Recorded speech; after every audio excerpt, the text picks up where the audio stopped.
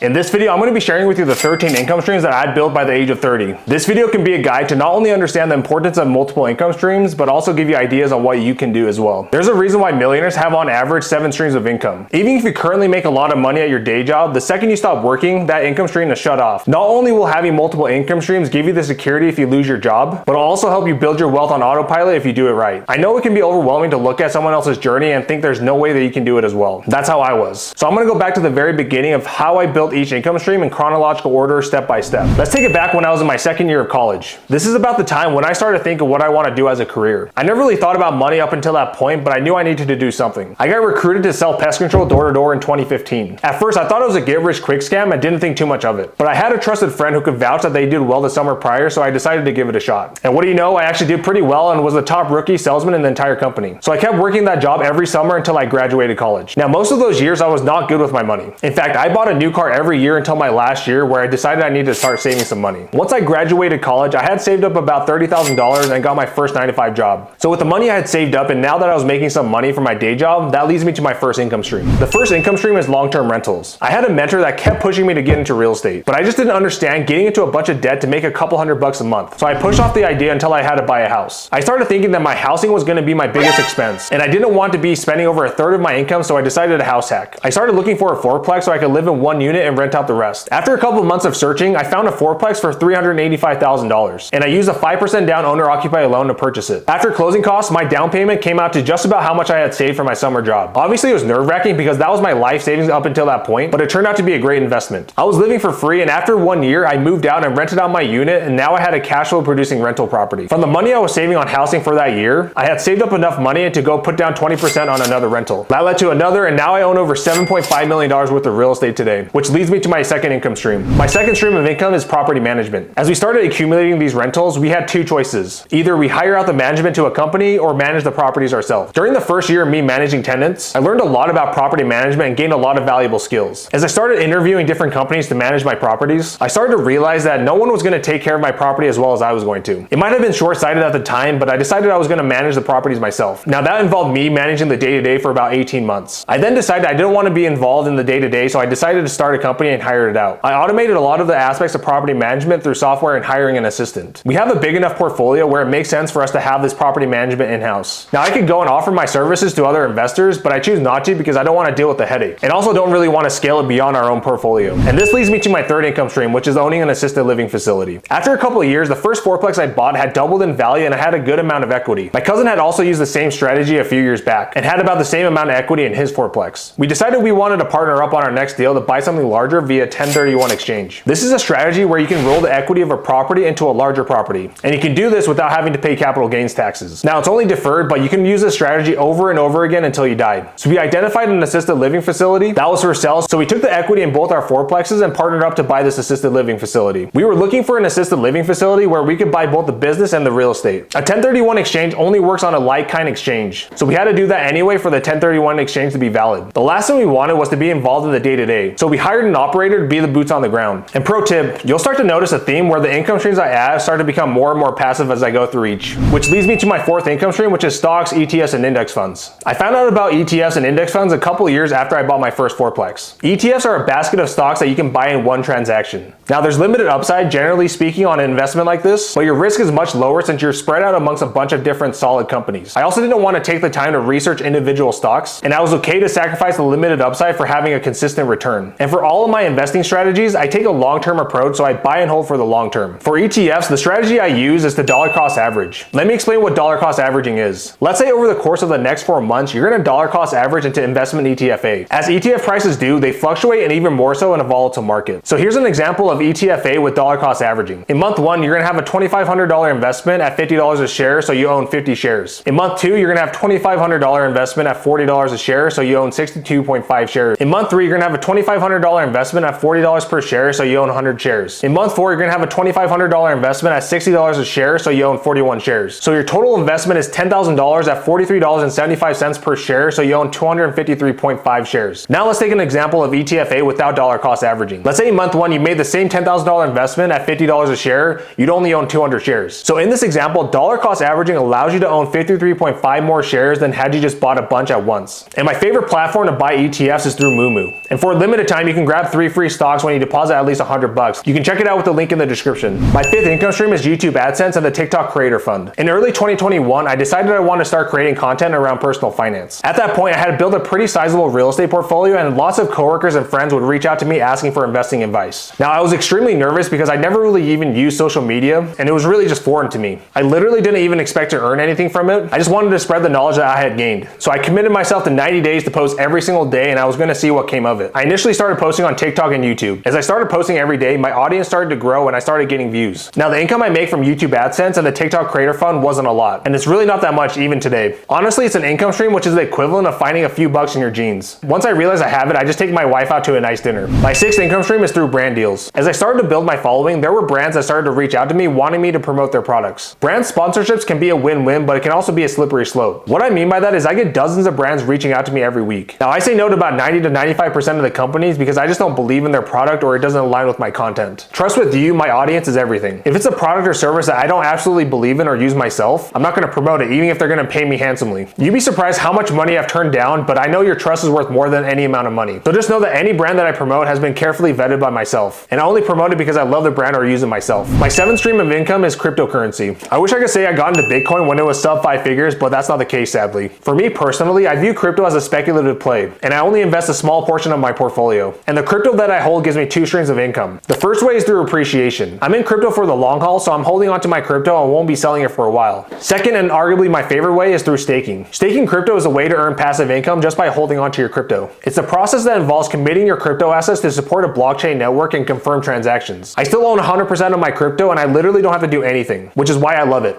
I personally do this on Gemini Earn. You can earn up to 8.05% APY and get $25 in free Bitcoin with the link in the description. My 8th income stream is affiliate marketing. Affiliate marketing is one of my favorite income streams because I believe anyone can do this. And you can do this even if you don't have a huge following. Similar to how I like to promote brands that I love, instead of getting paid a flat fee to promote a company, I earn a commission for each customer I bring in. Anytime you purchase or sign up through one of my links, I get a small kickback. It's as easy as Googling a brand that you like, affiliate program. Once you find an affiliate program, put an application in to promote them. Most companies will accept you since they only have to pay you when you bring in a customer for them. Whereas with brand deals, you typically have to have a larger following before a brand will commit to paying you a flat fee. I've done a video on this channel on how affiliate marketing works that you can check out right here. My 9th income stream are short-term rentals. This is currently one of my favorite income streams. This is a great business model within real estate because the upside for cash flow is much higher. Now, it's typically more hands-on than long-term rentals since you have to communicate with guests, coordinate with cleaners, etc. But the cash-on-cash returns are higher than almost any other asset class within real estate at the moment, which is why I'm focusing on this income stream a lot this year. We currently own 3 short-term rentals, and I like to look for cash-on-cash returns of over 30%. Let me use an example to make this more clear. Let's say I put in $100,000 on a property that includes the down payment, closing costs, furniture, etc. I will need to make at least $30,000 per year in order for me to buy that property. It's important you understand how to analyze a short-term rental. You can check out our step-by-step analysis video that I did right here. This leads me to my 10th income stream, which are REITs. I started my journey off with real estate and it was very good to me, and I'm still actively buying real estate today. However, the process of buying real estate from acquisition to financing to managing isn't as passive as you might think. It also takes tens of thousands of dollars to buy real estate, and sometimes even hundreds of thousands of dollars. And not only can it get really expensive, I wanted to have a more passive way to invest in real estate. That's when I discovered REITs. A REIT is a real estate investment trust where you pool your money with other investors to purchase real estate. You then get a percentage return depending on how the asset performs. My favorite company to do this with is Fundrise. They have over $5 billion worth of real estate they've purchased on behalf of Fundrise investors, and they had returns as high as 22.99% in 2021. Now, this was definitely on the higher end, but Fundrise is a stable platform that I can count on. In fact, they just delivered their 21st consecutive positive quarter, which is just insane. And another thing that I love about Fundrise is you can invest with as little as $10. Most REITs require you to be an accredited investor, meaning you have to individually exceed over $200,000 in gross income per year, and this is in the most 2 recent years, or $300,000 if you have a spouse, or you have to have a net worth that exceeds $1 million.